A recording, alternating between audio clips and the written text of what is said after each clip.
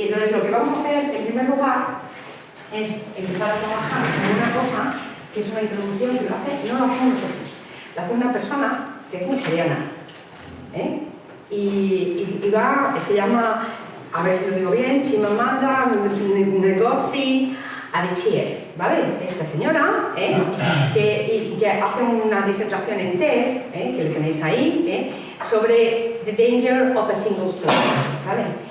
Os lo voy a poner si queréis, ¿creéis que sería necesario que os ponga? Creo que sí, subtítulos, ¿verdad? Sí. En inglés, ¿verdad? Mejor, ¿no? Pues al fin y al cabo, los subtítulos en inglés, para un medio que tiene la idea de en un país anglosajón, yo creo que bien, ¿no? I'm a storyteller, and I would like to tell you a few personal stories about what I like to call the danger of the single story. I grew up on a university campus in eastern Nigeria. My mother says that I started reading at the age of 2, although I think 4 is probably close to the truth. So I was an early reader, and what I read were British and American children's books. I was also an early writer.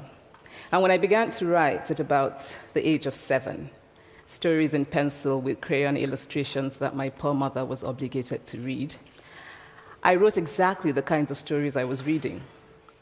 All my characters were white and blue-eyed. They played in the snow. They ate apples. And they talked a lot about the weather, how lovely it was that the sun had come out. Now, this despite the fact that I lived in Nigeria. I had never been outside Nigeria. We didn't have snow. We ate mangoes. And we never talked about the weather because there was no need to. My characters also drank a lot of ginger beer because the characters in the British books I read drank ginger beer. Never mind that I had no idea what ginger beer was. And for many years afterwards, I would have a desperate desire to taste ginger beer. But that is another story. What this demonstrates, I think, is how impressionable and vulnerable we are in the face of a story, particularly as children. Because all I had read were books in which characters were foreign, I had become convinced that books, by their very nature, had to have foreigners in them and had to be about things with which I could not personally identify. Now, things changed when I discovered African books. There weren't many of them available, and they weren't quite as easy to find as the foreign books, but because of writers like Chinua Achebe and Carmen Alario, I went through a mental shift in my perception of literature. I realized that people like me, girls with skin the color of chocolate, whose kinky hair could not form ponytails, could also exist in literature. I started to write about things I recognized. Now, I loved those American and British books I read. They stirred my imagination. They opened up new worlds for me. But the unintended consequence was that I did not know that people like me could exist in literature.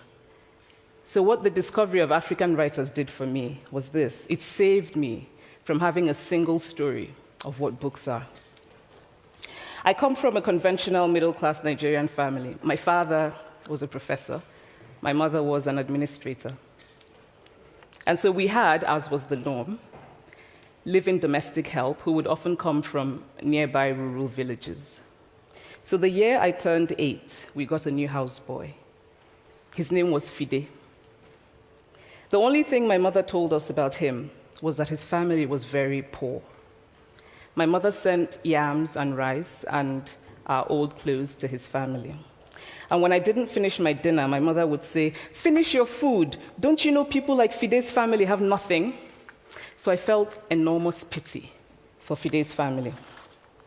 Then one Saturday, we went to his village to visit. And his mother showed us a beautifully patterned basket made of dyed raffia that his brother had made. I was startled.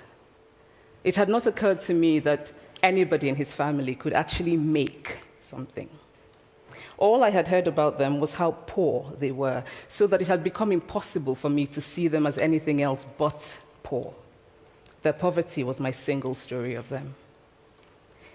Years later, I thought about this when I left Nigeria to go to university in the United States. I was 19.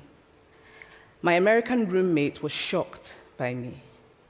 She asked where I had learned to speak English so well and was confused when I said that Nigeria happened to have English as its official language. She asked if she could listen to what she called my tribal music and was consequently very disappointed when I produced my tape of Mariah Carey. She assumed that I did not know how to use a stove. What struck me was this: she had felt sorry for me even before she saw me. Her default position toward me as an African was a kind of patronizing, well-meaning pity. My roommate had a single story of Africa, a single story of catastrophe. In this single story, there was no possibility of Africans being similar to her in any way, no possibility of feelings more complex than pity, no possibility of a connection as human equals. I must say that before I went to the US, I didn't consciously identify as African. But in the US, whenever Africa came up, people turned to me, never mind that I knew nothing about places like Namibia. But I did come to embrace this new identity, and in many ways, I think of myself now as African, although I still get quite irritable when Africa is referred to as a country, the most recent example being my otherwise wonderful flight from Lagos 2 days ago, in which there was an announcement on the Virgin flight about their charity walk in India, Africa, and other countries. So after I had spent some years in the US as an African, I began to understand my roommate's response to me. If I had not grown up in Nigeria, and if all I knew about Africa were from popular images, I too would think that Africa was a place of beautiful landscapes, beautiful animals, and incomprehensible people fighting senseless wars, dying of poverty and AIDS, unable to speak for themselves, and waiting to be saved by a kind white foreigner. I would see Africans in the same way that I, as a child, had seen Fide's family. This single story of Africa ultimately comes, I think, from Western literature. Now, here's a quote from the writing of a London merchant called John Locke, who sailed to West Africa in 1561 and kept a fascinating account of his voyage. After referring to the black Africans as beasts who have no houses, he writes, "They are also people without heads, having their mouths and eyes in their breasts." Now, I've laughed every time I've read this, and one must admire the imagination of John Locke. But what is important about his writing is that it represents the beginning of a tradition of telling African stories in the West, a tradition of sub-Saharan Africa as a place of negatives, of difference, of darkness, of people who, in the words of the wonderful poet Rudyard Kipling, are half devil, half child. And so I began to realize that my American roommate must have, throughout her life, seen and heard different versions of this single story. As had a professor who once told me that my novel was not authentically African. Now, I was quite willing to contend that there were a number of things wrong with the novel, that it had failed in a number of places, but I had not quite imagined that it had failed at achieving something called African authenticity. In fact, I did not know what African authenticity was. The professor told me that my characters were too much like him, an educated and middle-class man. My characters drove cars. They were not starving. Therefore, they were not authentically African. But I must quickly add that I, too, am just as guilty on the question of the single story. A few years ago, I visited Mexico from the US. The political climate in the US at the time was tense, and there were debates going on about immigration. And, as often happens in America, immigration became synonymous with Mexicans. There were endless stories of Mexicans as people who were fleecing the healthcare system, sneaking across the border, being arrested at the border, that sort of thing. I remember walking around on my first day in Guadalajara, watching the people going to work, rolling up tortillas in the marketplace, smoking, laughing. I remember first feeling slight surprise, and then I was overwhelmed with shame. I realized that I had been so immersed in the media coverage of Mexicans that they had become one thing in my mind, the abject immigrant. I had bought into the single story of Mexicans, and I could not have been more ashamed of myself. So that is how to create a single story. Show a people as one thing, as only one thing, over and over again, and that is what they become. It is impossible to talk about the single story without talking about power. There is a word, an Igbo word, that I think about whenever I think about the power structures of the world, and it is nkali. It's a noun that loosely translates to be greater than another. Like our economic and political worlds, stories too are defined by the principle of nkali. How they are told, who tells them, when they are told, how many stories are told, are really dependent on power. Power is the ability not just to tell the story of another person, but to make it the definitive story of that person. The Palestinian poet Mourid Barghouti writes that if you want to dispossess a people, the simplest way to do it is to tell their story and to start with secondly. Start the story with the arrows of the Native Americans and not with the arrival of the British, and you have an entirely different story. Start the story with the failure of the African state and not with the colonial creation of the African state, and you have an entirely different story. I recently spoke at a university where a student told me that it was such a shame that Nigerian men were physical abusers like the father character in my novel. I told him that I had just read a novel called American Psycho, and that it was such a shame that young Americans were serial murderers. Now,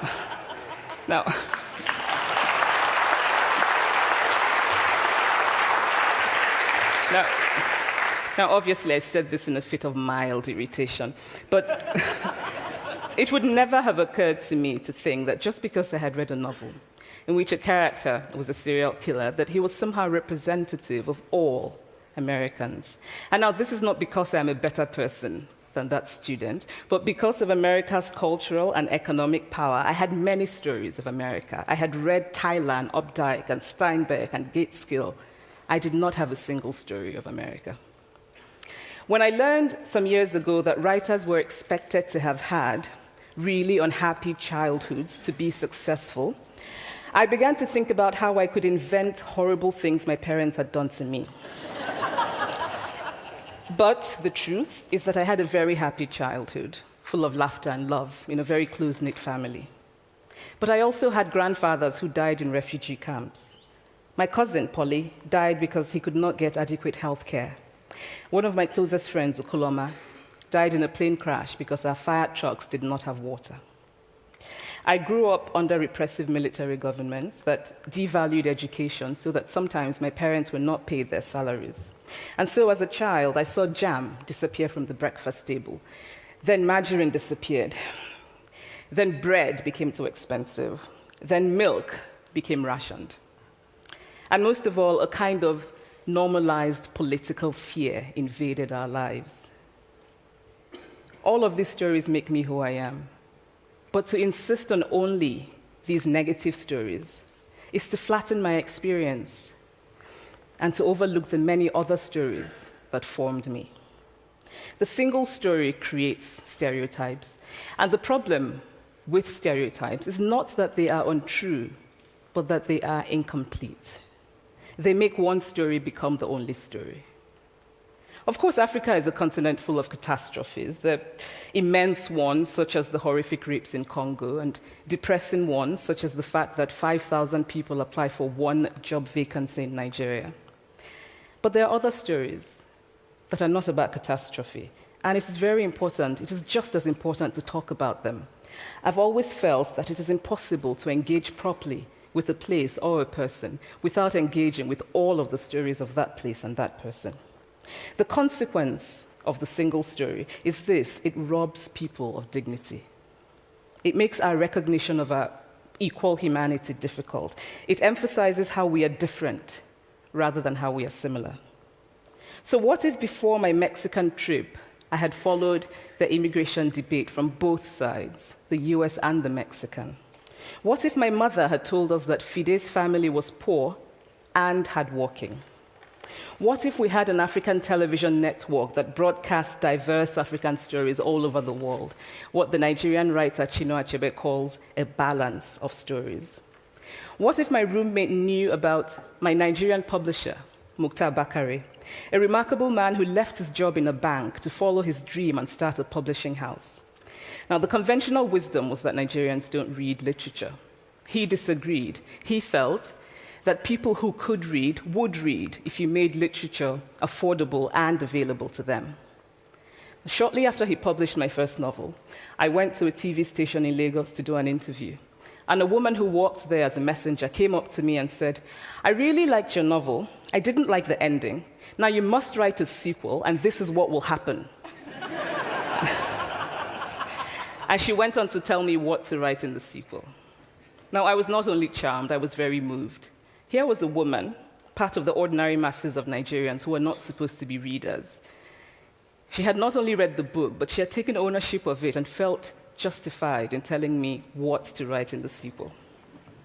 Now, what if my roommate knew about my friend, Fumi Yonda, a fearless woman who hosts a TV show in Lagos and is determined to tell the stories that we prefer to forget?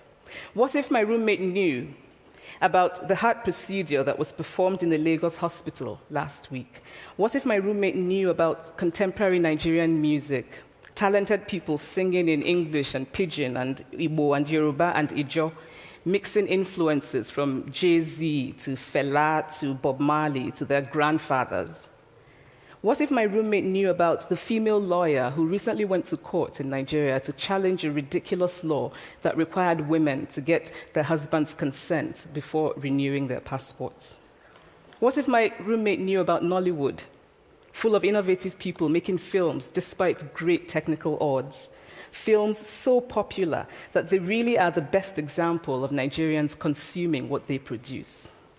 What if my roommate knew about my wonderfully ambitious hair braider who has just started her own business selling hair extensions?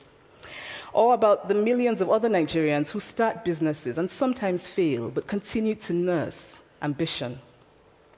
Every time I am home, I am confronted with the usual sources of irritation for most Nigerians: our failed infrastructure, our failed government, but also by the incredible resilience of people who thrive despite the government rather than because of it.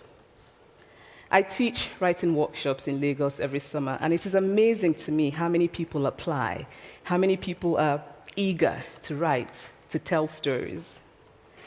My Nigerian publisher and I have just started a nonprofit called Farafina Trust, and we have big dreams of building libraries and refurbishing libraries that already exist and providing books for state schools that don't have anything in their libraries, and also of organizing lots and lots of workshops on reading and writing for all the people who are eager to tell our many stories. Stories matter.